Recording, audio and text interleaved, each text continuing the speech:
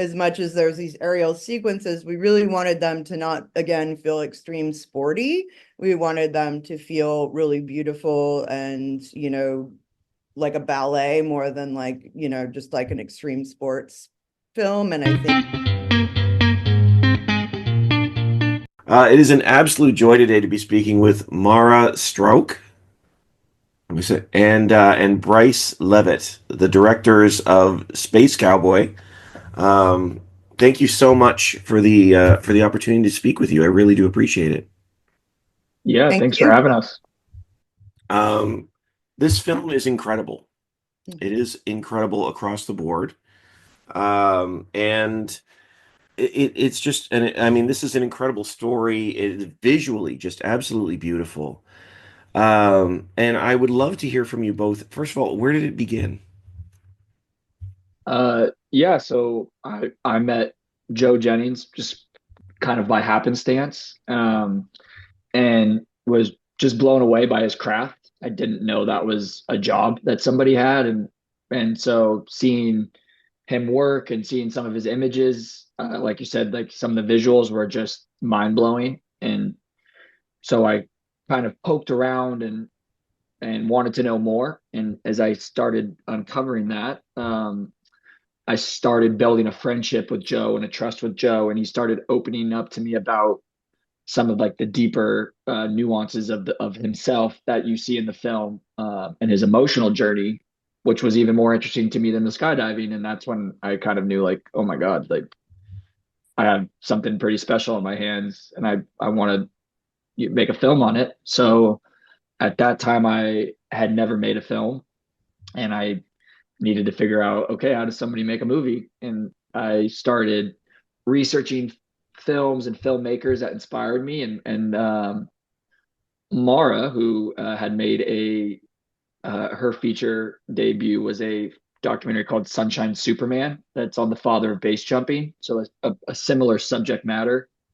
I was just really impressed by the film and the way it was made. So I reached out to Marah, looked, asked her, hey, how does I'm making my first movie? Any advice? And one call turned into two, and two turned into five, and I kept nudging her, and she kept being generous with her time. And finally, I think she was just like, you know what? Why don't I make it with you?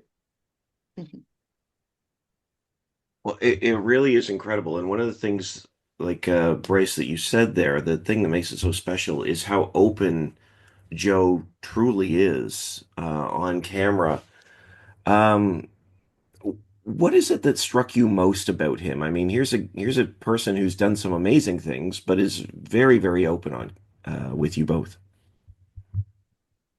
Yeah, I think, it didn't start out that way, and luckily it's a testament to maybe not going at things with an agenda. When I first started, I was just kind of poking around to let Joe take me wherever he wanted to take me.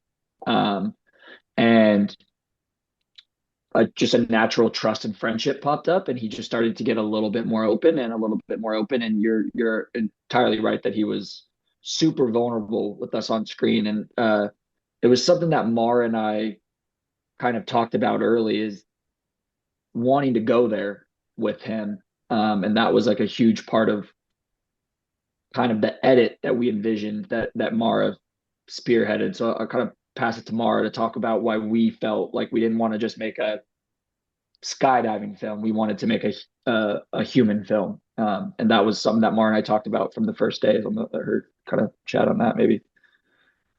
Yeah, I mean, this is my third film that could be a sports topic. But it's definitely not, none of my films are about sports. And Sunshine Superman was definitely more of a love story and more of a, you know, I'm not a very sporty person, so I think the need for me was to have something else to cling on to in the film that could relate to anybody, not just people in the extreme sports world. We've been really excited that the audience has been the super wide range of people, and it's been women and men, and we're really happy that there's a diversity of audience. And I think that is because it's a human story that's not only about skydiving. I mean, it is about skydiving and it is fun, but it's, all of these other intellectual, emotional things.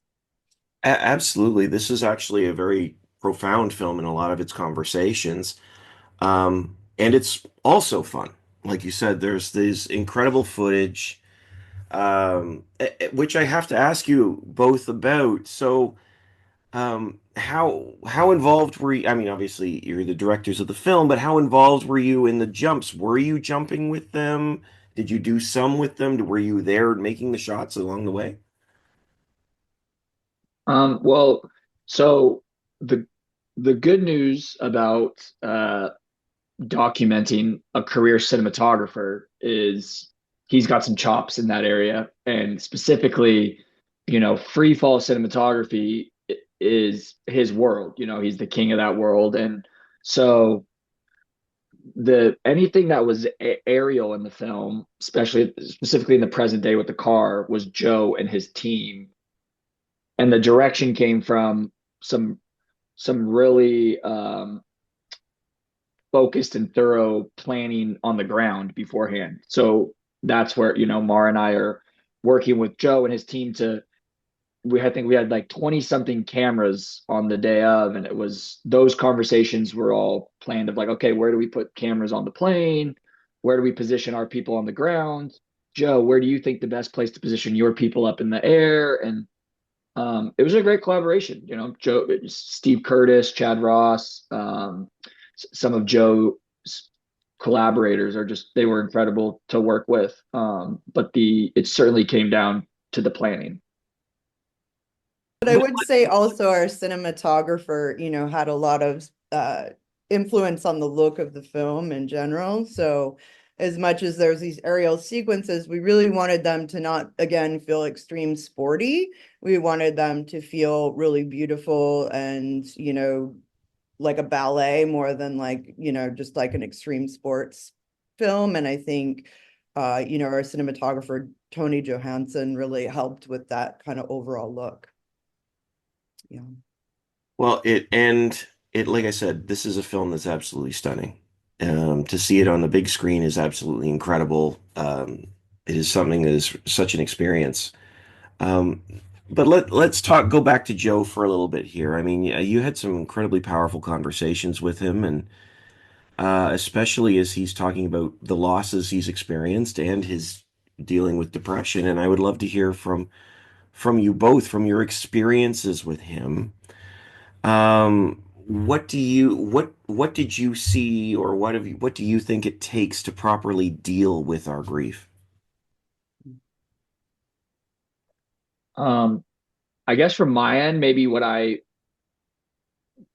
think something that's fascinating to me about the skydiving community, or maybe you could say the extreme sports community, is there's this dynamic of the focus and bravery and mindset needed to perform the things that they're performing.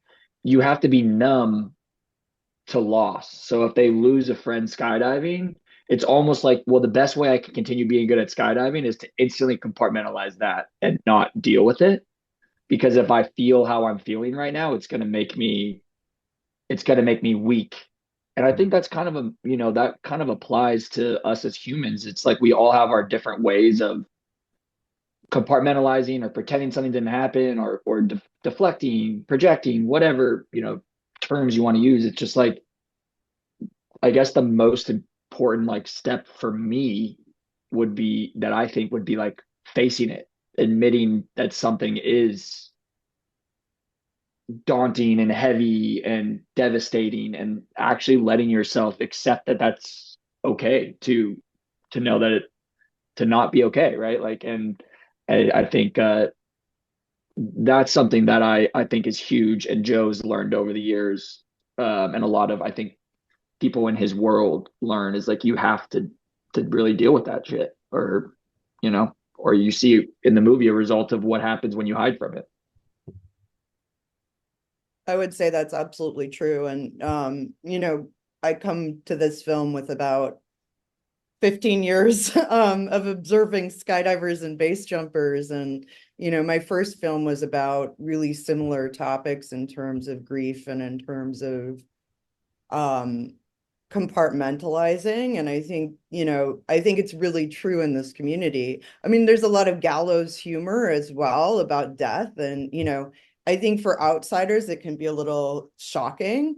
There's also freedom in that. And I think something really beautiful about addressing that idea of death. But I think depression, anxiety, childhood trauma, it all builds up. And I think particularly, observing men in this world, I think there's this hesitancy to be vulnerable. And, to Joe's credit, I think he really, this was a really healing film, not just for him, but also for his family who went through this with him. And I think that's, the other part of this. There's the person who's experiencing it and then all the people around them as well. So, I think it's allowing those people in and allowing yourself to be vulnerable that really, in the end, was something really beautiful to witness.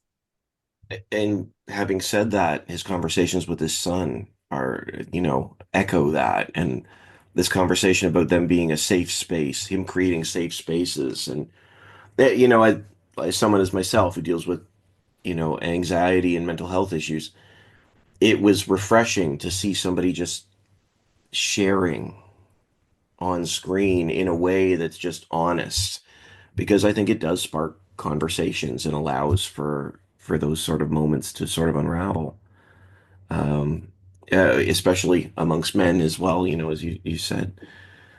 It really is a wonderful piece, and I know we're starting to run out of time, but just for you both, what do you hope people take away from their ride with a space cowboy?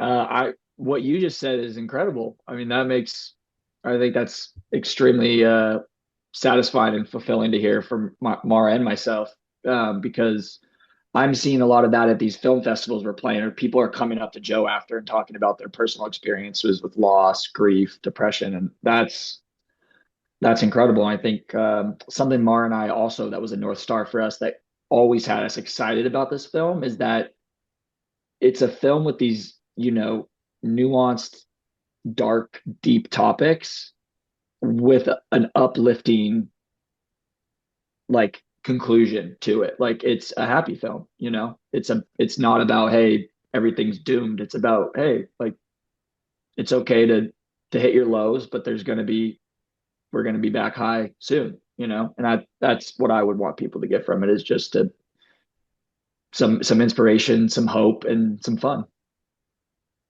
Absolutely. I think what's the best thing is like people kind of like crying at the end a little bit and then also cheering, I think, and that's really life, isn't it? I mean, having that experience at the cinema, I think is a collaborative thing. And I think that is why it's so exciting also to see this on a big screen, is because people together watching this is this, it's this joint experience that we're witnessing that for us is really satisfying to see all of those things all at once and people being able to, as you said, have a conversation. Absolutely. Absolutely. I appreciate that so much about this film. Marah, Bryce, thank you so much for the time. It is just, it's a wonderful piece, and I wish you the best. Have a great day. You Thank too. you so Thank much. you. Thank you. Thank you. And